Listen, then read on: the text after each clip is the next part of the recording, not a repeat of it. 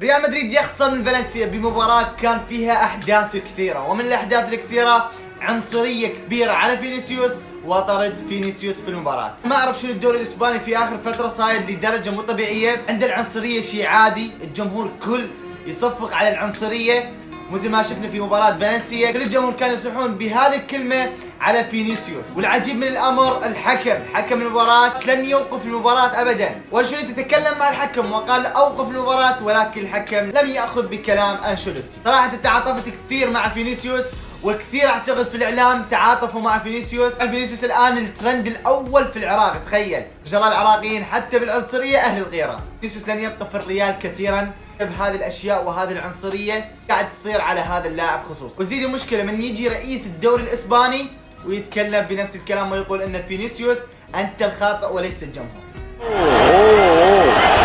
ما يبي يجيبها البر البرازيلي.